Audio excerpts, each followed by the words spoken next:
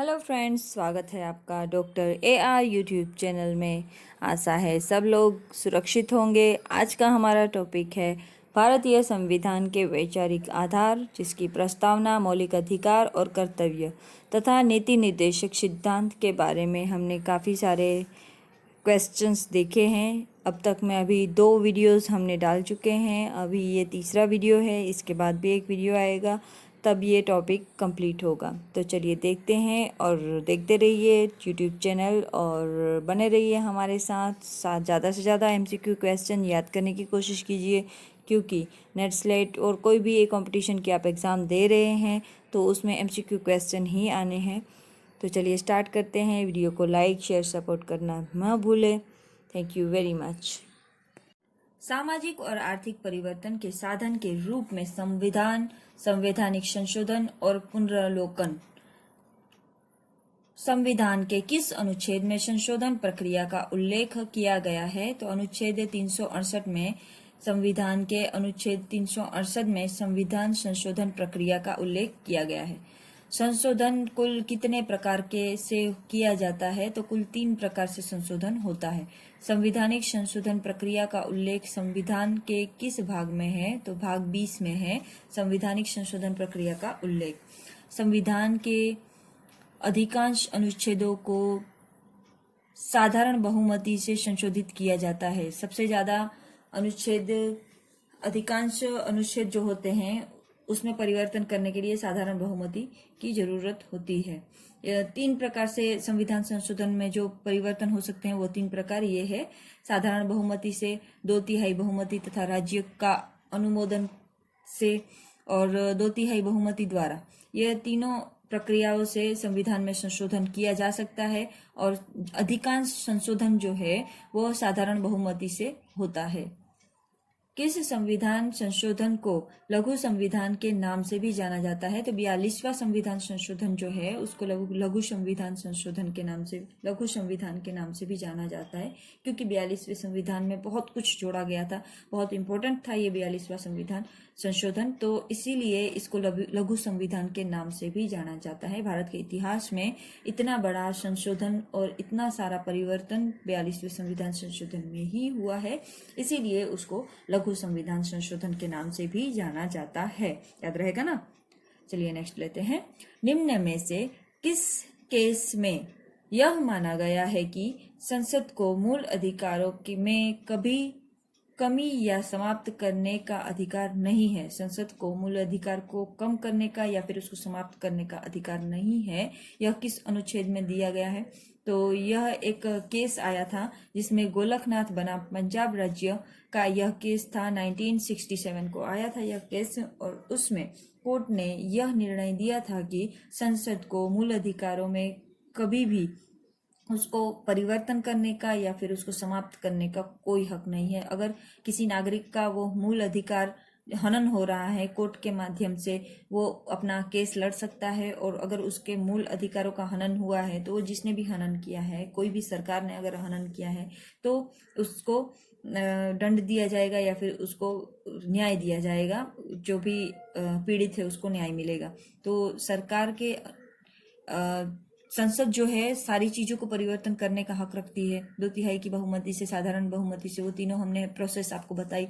तो संसद को बहुत सारे हक प्राप्त है, लेकिन गोलकनाथ बनाम पंजाब राज्य केस में यह फैसला दिया गया कि संसद को मूल अधिकार या फिर मूल अधिकार में परिवर्तन करने का या फिर उसको समाप्त करने का हक नहीं है। संसद में कोई भी बहुमति से मूल अधिकारों को समाप्त नहीं किया जाएगा, यह हक संसद नहीं रखती है। बाकी सारे काम के लिए, देश चलाने के लिए, देश की सारी नीति निर्देशक तत्वों को चेंज करने का, सारे चीजों को समाप्त करने का हक संसद के पास है। संसद में बहुमति हो गई तो कोई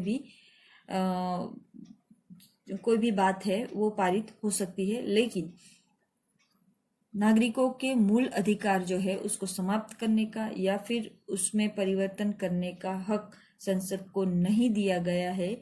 यह गोलकनाथ बनाम पंजाब राज्य के केस में सुप्रीम कोर्ट ने कहा।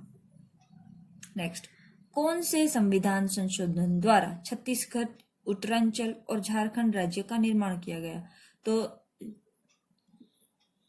84वें संविधान संशोधन द्वारा झारखंड, छत्तीसगढ़, उत्तरांचल राज्य का निर्माण हुआ था। 42वें संविधान संशोधन निम्न में से किस समिति की रिपोर्ट पर आधारित था? तो स्वर्ण सिंह समिति की रिपोर्ट पर आधारित था। कौन सा? 42वां संविधान संशोधन। नेक्स्ट लेते हैं।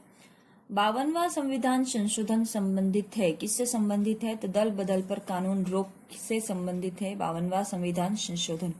किस संविधान संशोधन द्वारा यह प्रावधान किया गया कि विधायकों के चुनाव संबंधित विवादों को उच्च न्यायालय द्वारा निपटाया जा सकता है? 19वें संविधान संशोधन द्वारा यह प्रावधान किया गया कि विधायकों के चुनाव संबंधित विवादों को उच्च न्यायालय द्वारा निपटाया जा सकता है।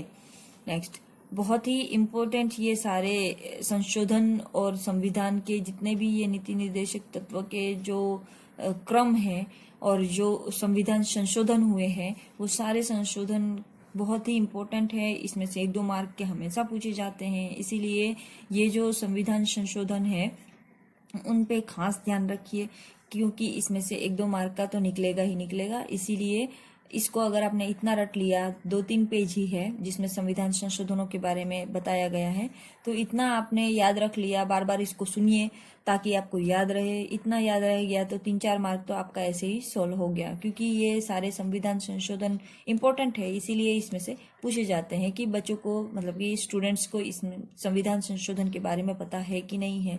तो नॉलेज स्टूडेंट का कितना है वो इससे ज़्यादातर आंकलन करते हैं एग्जामिनर। तो एग्जामिनर को ये टॉपिक ज़्यादा पसंद आता है, उसका रीज़न ये है क्योंकि संविधान के बारे में हम कितना जानते हैं। तो ये सारे संशोधन जो है वो संविधान के अंदर बहुत महत्व रखते हैं, इसीलिए हम इसको पढ़ रहे हैं। तो आप इसको 2-3 बार रिपीट करके देखिए ताकि आपको सारे संशोधन याद रहे। निम्न में से किस संशोधन द्वारा देशी नरेशों के प्रीवी पर्सों और विशेषाधिकारों को समाप्त किया गया? तो ये देसी रजवाड़ा जो थे उन लोगों को शुरू में थोड़ा सा पेंशन दिया गया था, जिसको प्रीवी पर्सो से नाम से जाना जाता था। तो ये विशेष अधिकार को समाप्त किया गया 26वें संशोधन के द्वारा, कि अब ये जो भी देसी रजवाड़े हैं वो जो रिटायरमेंट का उनको पेंशन मिलता था वो फिर 26वें संविधान संशोधन से जो उनको एक्स्ट्रा विशेषाधिकार जो मिलता था वो बंद किया गया। भारतीय संविधान में सर्वप्रथम संशोधन हुआ, कौन से ईयर में संशोधन हुआ? तो 1991 में ही संशोधन हुआ। 1950 में हमारा संविधान लागू हुआ और 1951 में ही संशोधन आ गया। तो इस तरीके से आप याद रख सकते हैं, एक ही साल के बाद हमने संविधान संशोधन शुरू कर दिया।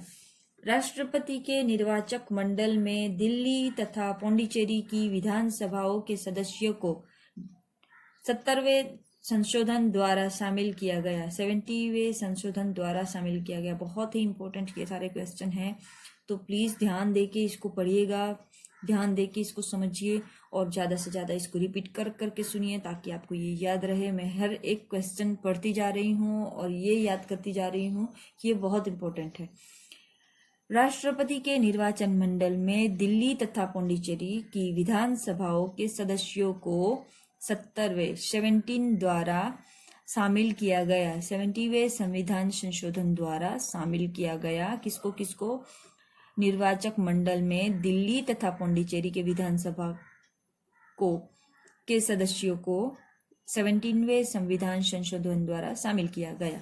नेक्स्ट, निम्न में से किस प्रधानमंत्री के काल में सर्वाधिक संविधान संशोधन हुआ? देखो, अभी ऐसे क्वेश्चन भी आ जाते हैं। अभी हमको ये पता है कि 70 से 80 के काल में सबसे ज्यादा ना संविधान संशोधन हुआ, लेकिन अभी कौन से उस टाइम पे प्रधानमंत्री थे हमको कैसे पता होगा? तो अभी वो ईयर में कौन से प्रधानमंत्री थे वैसा भी क्वेश्चन बन रहा है। तो कोई बात नहीं, बन रहा है तो हम याद रख लेंगे। श्रीमती इंदिरा गांधी के काल में सबसे ज्यादा संविधान संशोधन हुए थे।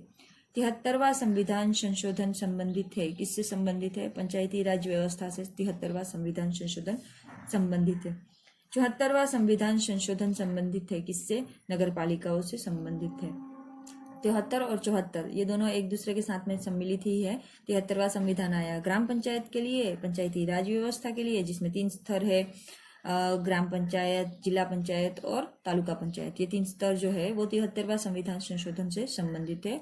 और राज्य में नगर पालिका और महानगर पालिका जो है उसके लिए जो संविधान संशोधन 93वां संविधान संशोधन संबंधित है, किससे संबंधित है? तो प्राथमिक शिक्षा को मौलिक अधिकारों में शामिल किया गया।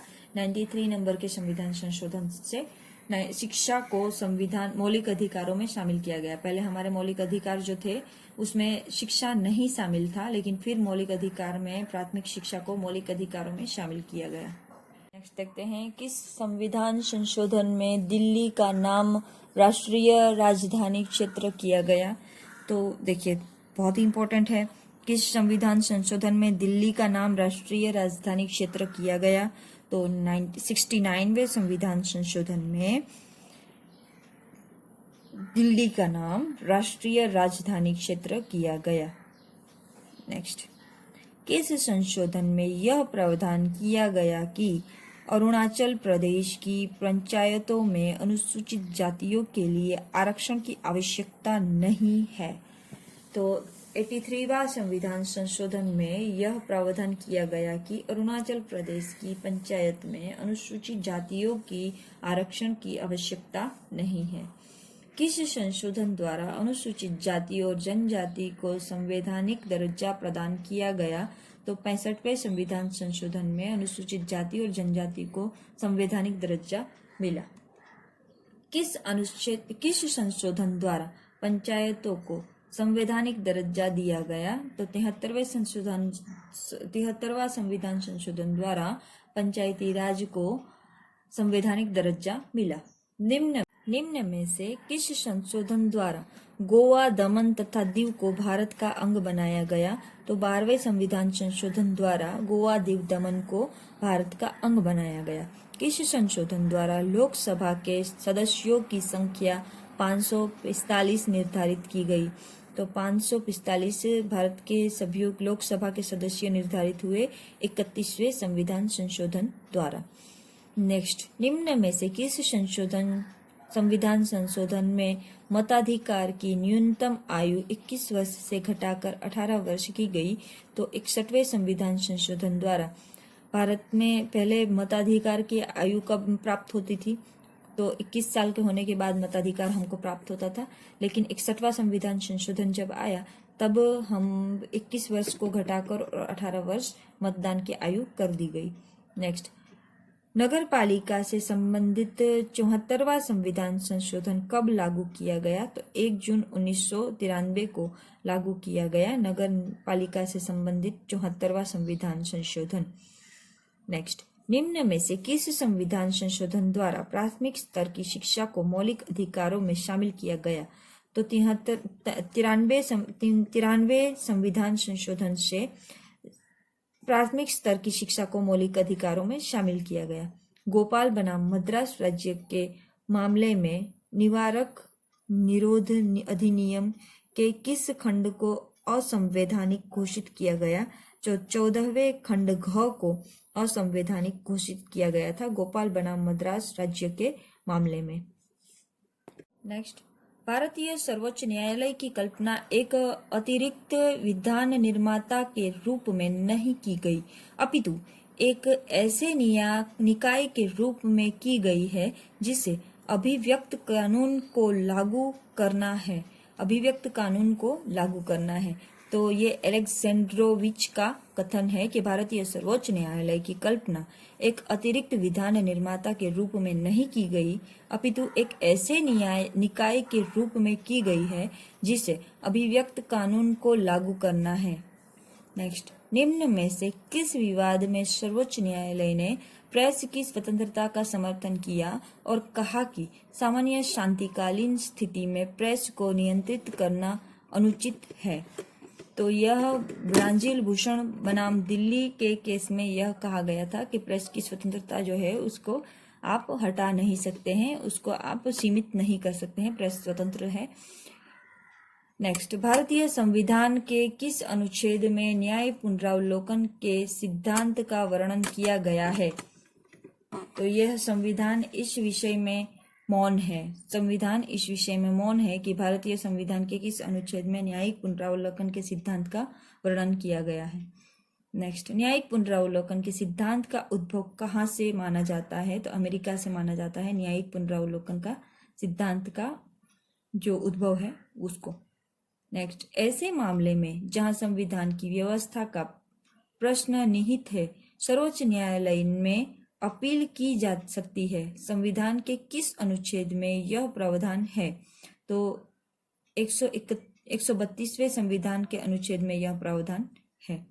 केशवानंद भारती बनाम केरल राज्य के विवाद में सर्वोच्च न्यायालय ने किस अनुच्छेद के दूसरे खंड को अवैध घोषित कर दिया, क्योंकि इससे मौलिक अधिकारों पर आघात पहुंचता था? अनुच्छेद 13C में यह है। निम्न में से किस विवाद के निर्णय में सर्वोच्च न्यायालय ने 42वें संविधान संशोधन की धारा 5 और 4 को अवैध घोषित कर दिया? मिनर्वा मिल्स तथा अन्य बनाम भारत सरकार के केस में सर्वोच्च न्यायालय ने 42वें संविधान संशोधन की धारा 4 और 5 को अवैध घोषित किया था। निम्न में से किस वाद में सर्वोच्च न्यायालय ने अपने पूर्ण निर्णयों को बदल डाला और मूल अधिकारों को अक्षुण्ण घोषित किया? गोपालनाथ बनाम पंजाब।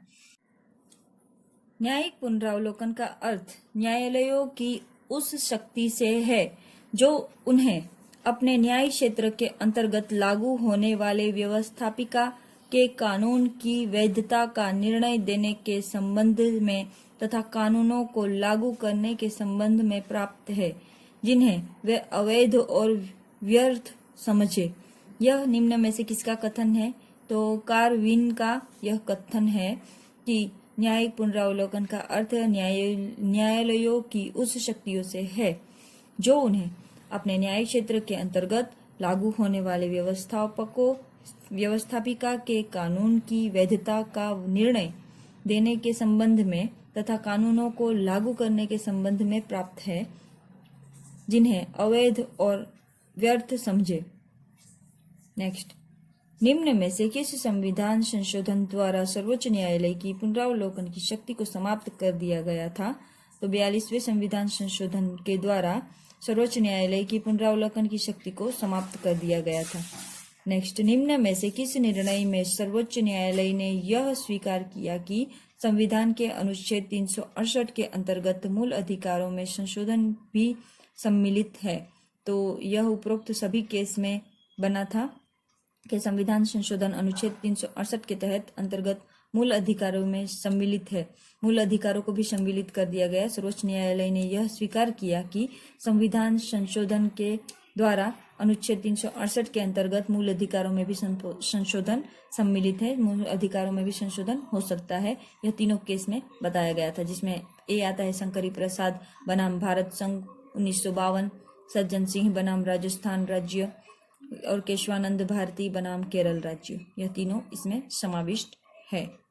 नेक्स्ट, संसद नागरिकों के मूल अधिकारों में परिवर्तन का अधिकार नहीं रखती तथा वह भाग 3 में ऐसा कोई संशोधन नहीं कर सकती जो उसमें कमी करे या समाप्त करे। सर्वोच्च न्यायालय का यह निर्णय किस बात से संबंधित है? तो यह गोलकनाथ बनाम पंजाब राज्य के केस से संबंधित है। नेक्स्ट, शासन की अखबारी कागज संबंधी नीति के सिलसिले में समाचार पत्रों के लिए 10 पृष्ठों की सीमा बांधने की नीति को न्यायालय ने किस वर्ष अवैध घोषित किया? तो यह 1973 में अवैध घोषित हुआ। नेक्स्ट, भारत में संसदीय संप्रभुता की बजाय संवैधानिक सर्वोच्चता के सिद्धांत को मान्यता दी गई है। इस दृष्टि से भारत का संविधान अंग्रेजी संविधान के बजाय अमेरिका संविधान से मिलता जुलता है। शासन के समस्त उपकरण संविधान के अधीन है और न्याय को उनके कार्यों की वैधता की जांच करने की शक्ति प्राप्त है। निम्न में से किसका कथन है? तो ये BK मुखर्जी का कथन है। कानून की उचित प्रक्रिया शब्द किस देश के संविधान से संबंधित है? तो यह अमेरिका से संबंधित है। नेक्स्ट, भारतीय संविधान में कानून द्वारा स्थापित प्रक्रिया संबंधी प्रावधान कहाँ से लिया गया है? तो जापान से लिया गया है। अब तक के लिए इस टॉपिक में इतना ही। ज़्यादा लंबा वीडियो नहीं बना रहे हैं क्योंकि बहुत बार ऐसा होता है कि बहुत लंबा वीडियो अपलोड करने में दिक्कत होती है, इसलिए शॉर्ट्स वीडियो बना रहे हैं। लेकिन क्वेश्चन सारे हम हल करवाएंगे, इसका हम वादा करते हैं। तो नेक्स्ट वीडियो में इसके आगे के क्वेश्चन लेंगे। तब तक के लिए दीजिए इजाज़त। आपके मेज़बान डॉक्टर AR यूट्यूब चैनल को लाइक, शेयर, सब्सक्राइब करना ना भूलें। हमारी मेहनत आपको पसंद आए तो कमेंट में ज़रूर लिखें, ना भी पसंद आए तो भी कमेंट में लिख सकते हैं। Thank you very much.